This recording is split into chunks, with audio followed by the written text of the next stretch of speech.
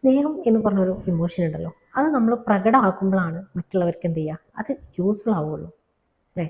അല്ലാതെ നമ്മൾ സ്നേഹമുണ്ട്, എൻ്റെ മനസ്സിൽ നിറയെ സ്നേഹമുണ്ട് എന്ന് പറഞ്ഞതുകൊണ്ടായോ, ഒരിക്കലുമില്ല. പിന്നെ നമുക്കത് കിട്ടേണ്ട സമയത്ത് കിട്ടണം, അത് കൊടുക്കേണ്ട സമയത്ത് കൊടുക്കുക എന്നുള്ളതാണ്.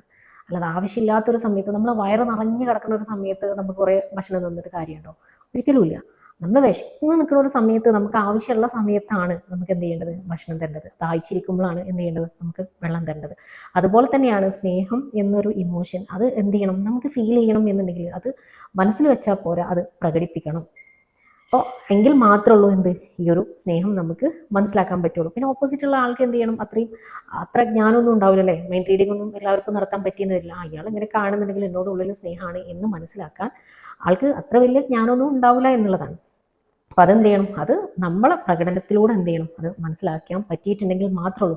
അങ്ങനെ നമ്മൾ സ്നേഹിച്ചിട്ടുണ്ട് എന്നുണ്ടെങ്കിൽ 100% ഷുവറാണ് അവർ നമ്മളെ കൂടെ ഉണ്ടാവും എന്നുള്ളത്.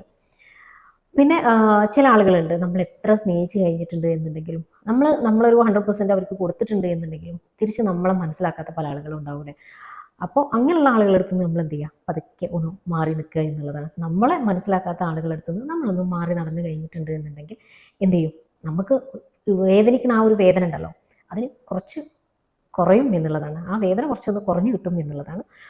ഈ സ്നേഹം എന്ന് പറഞ്ഞത് നമുക്ക് ആരെ കയ്യിൽ നിന്ന് പിടിച്ചു വാങ്ങിക്കാൻ പറ്റിയ ഒന്നുമല്ല.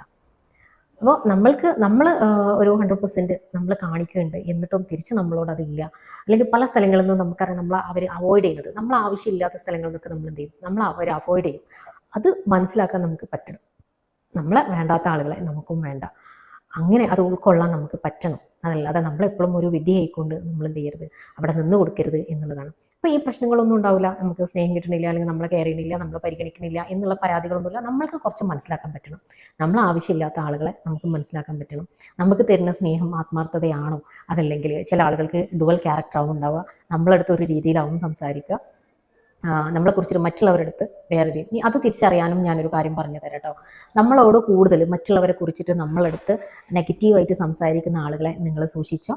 അവർ നമ്മളെ കുറിച്ചിട്ടും അവരുടെ അടുത്ത് എന്ത് ചെയ്യും, നെഗറ്റീവായിട്ടാവും സംസാരിക്കുക. അത് മനസ്സിലാക്കാനുള്ളൊരു ഇത് നമുക്ക് എന്ത് ചെയ്യണം, കോമൺ സെൻസ് നമുക്ക് ഉണ്ടാവണം എന്നുള്ളതാണ്. അപ്പോൾ കുറച്ച് കാര്യങ്ങൾ ശ്രദ്ധിച്ചു കഴിഞ്ഞിട്ടുണ്ട് എന്നുണ്ടെങ്കിൽ ജീവിതത്തിൽ നിന്ന് പല അടികളിൽ നിന്നും നമുക്ക് എന്ത് ചെയ്യാൻ പറ്റും, രക്ഷപ്പെടാൻ പറ്റും എന്നുള്ളതാണ് ഞാൻ പറഞ്ഞത്. നിങ്ങൾ ഓർത്തെടുക്കുക, നമ്മളെ സ്നേഹിക്കുന്ന ആളുകളെ നമുക്ക് തിരിച്ചറിയാൻ നമുക്ക് പറ്റണം.